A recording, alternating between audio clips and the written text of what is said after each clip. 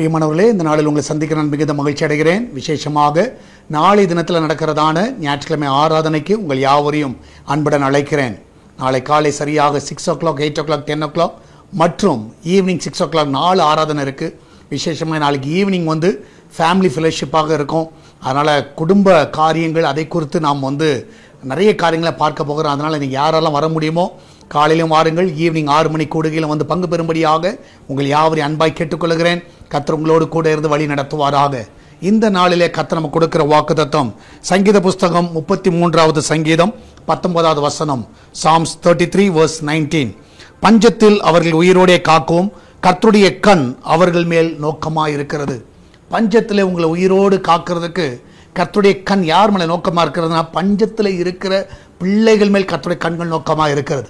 நான் விசுவாசிக்கிறேன், பஞ்சம் என்றால் கஷ்டம், வறுமை, இல்லாவிட்டால் துக்கம், மனவேதனைகள், டிப்ரெஷனு, மற்ற எந்த கண்ணீரின் பள்ளத்தாக்காக இருக்கலாம். உங்கள் வாழ்க்கையில் ஒரு வறட்சியான ஒரு சூழ்நிலை, ஒரு மகிழ்ச்சி இல்லாத ஒரு சூழ்நிலை, ஒரு துக்கம் நிறைந்த ஒரு சூழ்நிலையில் நீங்கள் காணப்படலாம். நீங்கள் தைரியமாக இருங்க. யாருடைய கண் உங்கள் மேலே இருக்குதோ இல்லையோ, கர்த்தருடைய கண் உங்கள் மேலே இருக்குது. உங்களை நிச்சயமாக அவர் ஆறுதல் படுத்துவார், உங்களை பலப்படுத்துவார். நீங்கள் தைரியமாக இருங்க. நம்ம எல்லாரும் ஜெபிக்கலாமா? நன்றி ஆண்டவரே, இந்த கால வேளைக்காக நன்றி செலுத்துகிறோம். இந்த நாளில் ஆண்டவரே, அநேகருடைய வாழ்க்கையில் ஆண்டவரே, அநேக பஞ்சங்கள் அந்த பிள்ளைகளோட வாழ்க்கையில் இருக்கலாம். விசேஷமாக ஆண்டவரை பணப்பற்றாக்குறையினால் கஷ்டப்படலாம். ஆண்டவர் வறுமையில் ஆண்டரை கத்தாவே சரியான சாப்பாடு இல்லாமல் கஷ்டப்படலாம். இருக்கிற இடம் இல்லாமல் அவர்கள் கடினமாய் கத்தாவே கஷ்டப்படலாம். அன்றைய வேலையில் நிம்மதி இல்லாமல் இருக்கலாம். அன்றைய குடும்பத்தில் ஒரு சமாதானம் இல்லாமல் இருக்கலாம். ஏன் வாழ வேண்டும் என்று சொல்லி யோசித்து கொண்டு இருக்கலாம். பலவிதமான காரியங்கள் அந்த பிள்ளையுடைய மனதில் ஓடிக்கொண்டிருக்கலாம். அந்த பிள்ளைகள் அழுகையின் பள்ளத்தாக்கில் போய் கொண்டிருக்கலாம்.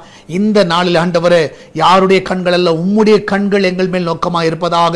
உம்முடைய கண்கள் எங்களை பார்க்கும் என்றால் நிச்சயமாகவே எங்கள் வாழ்க்கை மாறும் என்பதை நாங்கள் அறிந்திருக்கிறோம். யோபுவை நீர் பார்த்தீர் ஆண்டவரே, 2 மடங்கு ஆசீர்வாதத்தை கொடுத்தீர். அதே போல இந்த நாளில் உம்முடைய பிள்ளைகளை 2 மடங்கு ஆசீர்வாதங்களை பார்க்கட்டும். அன்றைய கர்த்தாவே, இந்த நாளில் எல்லாவற்றிலும் ஒரு ரெட்டிப்பான ஒரு ஆசீர்வாதத்தை பார்க்கட்டும். ஒரு மகிழ்ச்சியை பார்க்க உதவி செய்யுங்க. அந்த பிள்ளையோட வாழ்க்கையில் நன்மைகளை பார்க்க உதவி செய்யுங்க.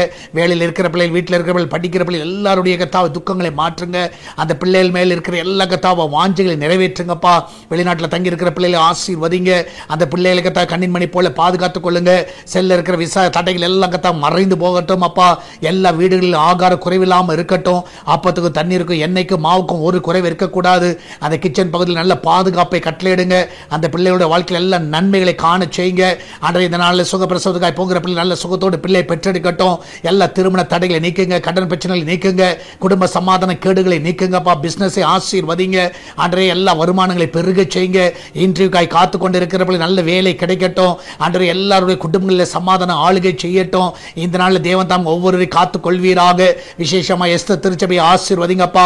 சால்வேஷன் டிவியோட தேவைகள் எல்லாம் சந்திங்கப்பா. அன்றைய ஏகத்தை ஒரு கூட்ட ஜனத்தை அதற்கென்று ஆயத்தப்படுத்துவீராக. அன்று அநேகர் இதற்காக எழும்பி ஜெபிக்க உதவி செய்யுங்க. அன்று எல்லா தடைகள் எல்லாம் நிர்மலமாக்கி போடுங்கப்பா. இந்த ஊழியத்துக்கு விரோதமாய் கிரியை செய்கிற எல்லா பொல்லாத கிரியைகள் நிர்மலமாய் போகணுமா ஜெபிக்கிறேனப்பா.